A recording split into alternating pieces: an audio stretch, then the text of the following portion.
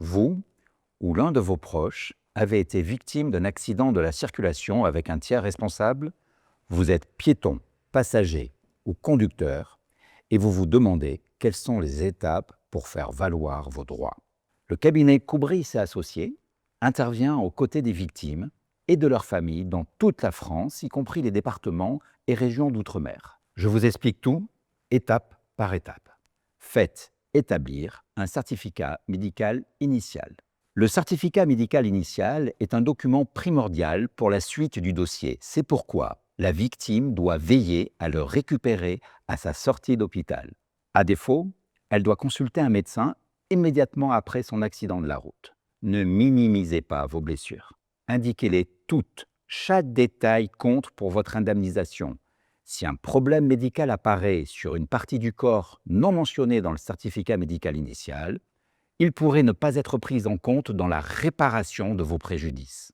Le médecin, expert de la compagnie d'assurance, pourrait considérer que la lésion n'a pas de lien direct et certain avec l'accident. Précisez chaque dommage corporel ou moral. Pensez à indiquer toutes les conséquences de l'accident sur votre vie, y compris celles en lien avec les activités sportives ou de loisirs que vous ne pouvez plus pratiquer, même temporairement. Contactez dès maintenant un avocat expérimenté en réparation du dommage corporel. Il vous aidera dans toutes vos démarches. Une fois que vous êtes en possession de votre certificat médical initial, il faut informer votre assureur. Restez objectif et factuel dans votre déclaration. Demandez conseil à votre avocat pour vérifier que tous les renseignements nécessaires ont bien été communiqués sans erreur ou omission. C'est une étape importante dans le déroulé de la procédure et l'obtention d'une juste indemnisation. Gardez à l'esprit que même si c'est votre propre assurance qui gère initialement votre dossier, elle agit dans son intérêt et non nécessairement dans le vôtre. D'où l'importance de solliciter un avocat spécialisé pour se faire conseiller. Ce dernier vous aidera notamment au moment de l'étape d'après. Constituez votre dossier et sollicitez un avocat spécialisé. Il est temps de constituer votre dossier. Conservez tous les éléments médicaux et les justificatifs de frais en lien avec votre accident de la route. Votre dossier devra comprendre le certificat médical initial, mais aussi toutes les radiographies, les examens biologiques, les comptes rendus médicaux après hospitalisation et opération, et même les courriers et les courriels échangés avec les différents médecins. Ajoutez-y les devis et factures de vos soins médicaux et des frais annexes pour le matériel médical, les déplacements, les aménagements de votre domicile ou de votre voiture, etc. Incluez également toutes les absences et pertes de revenus qui résultent d'une incapacité de travail.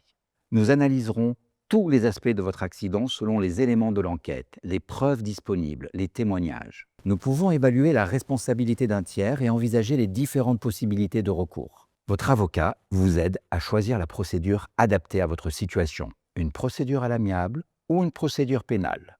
Si la situation le permet, nous privilégions la procédure amiable.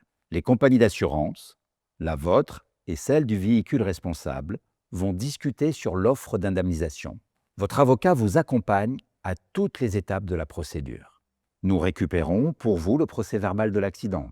Nous vous assistons pendant l'expertise médicale et nous négocions avec l'assurance pour obtenir la meilleure indemnisation. Le procès-verbal de police ou de gendarmerie constitue, lui aussi, un élément essentiel à la procédure. Il contient les détails de l'enquête menée par les forces de l'ordre. Il permettra souvent d'éclairer les circonstances de l'accident. Nous nous chargeons de l'obtenir et nous vous le transmettrons pour vérifier l'ensemble de son contenu. C'est important de le faire rapidement si vous souhaitez en contester certains éléments erronés ou imprécis. Une fois le procès-verbal obtenu, il faut se préparer pour l'étape de l'expertise médicale. C'est une étape cruciale et il est essentiel de s'y rendre accompagné de votre avocat.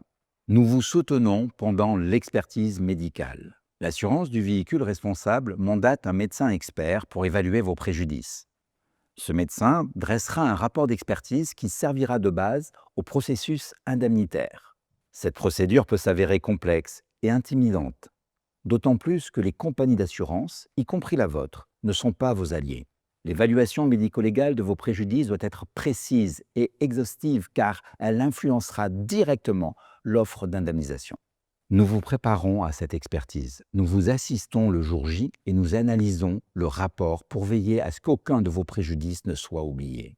Une fois achevé, notre équipe d'avocats analyse dans les détails, point par point, le rapport établi par le médecin expert. Si nécessaire, nous agissons pour contester et exiger une nouvelle évaluation ou une expertise judiciaire. Il faut ensuite faire une demande d'obtention des indemnités provisionnelles. L'expertise médicale finale intervient une fois votre état de santé stabilisé. En attendant, vous devez disposer de ressources financières suffisantes pour faire face aux dépenses médicales, aux frais liés à une rééducation, à la perte de vos revenus, etc.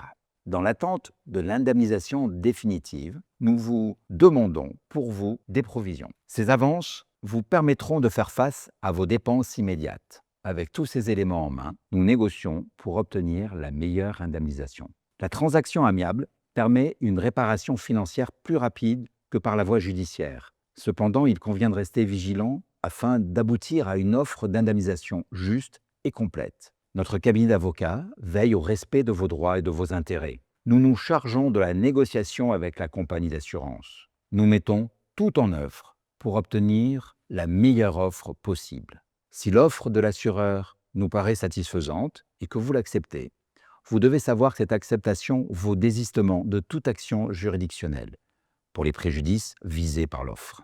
Si nous jugeons l'offre pas acceptable en l'état et que les négociations échouent, nous poursuivrons la procédure devant le tribunal.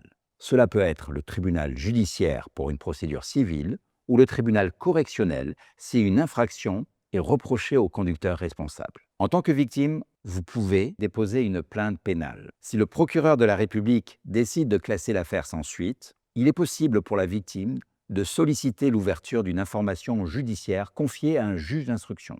La procédure pénale ne se limite pas à l'indemnisation des victimes. Elle vise aussi à sanctionner le comportement fautif du conducteur responsable. La première étape pour engager une procédure pénale consiste à déposer plainte. Pour préserver vos droits, vous devez porter plainte en tant que victime dès l'audition par la police ou la gendarmerie, ou vous constituer partie civile devant le juge d'instruction. Vous serez associé à la procédure pénale en vous portant partie civile.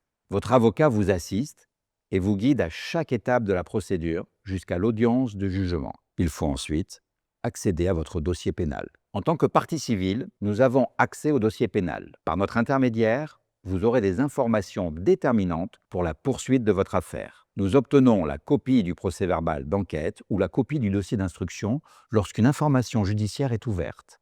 Nous passons en revue chaque détail de la procédure pour identifier les incohérences ou les informations manquantes. En notre qualité d'avocat de partie civile, nous pouvons solliciter du juge d'instruction des investigations complémentaires, y compris des expertises en accidentologie et des auditions. Une fois votre dossier en main, et après analyse de la situation, nous préparons l'audience soit devant le tribunal correctionnel, si une infraction est reprochée au conducteur responsable, soit devant le tribunal judiciaire pour une procédure civile. Si la procédure pénale est engagée, nous portons l'affaire devant le tribunal correctionnel lorsqu'une infraction est reprochée au conducteur responsable. Lors de cette audience, la partie civile vient appuyer la demande de sanction pénale portée par le procureur de la République qui représente les intérêts de la société et peut également solliciter l'indemnisation de ses propres préjudices. Nous œuvrons pour obtenir des peines exemplaires à l'encontre des conducteurs reconnus coupables. Si la transaction amiable échoue après un désaccord sur l'évaluation des préjudices ou sur le partage des responsabilités, le recours à une procédure civile est indispensable pour obtenir une juste indemnisation de vos préjudices. La victime doit impérativement agir dans le délai de 10 ans à compter de la date de consolidation.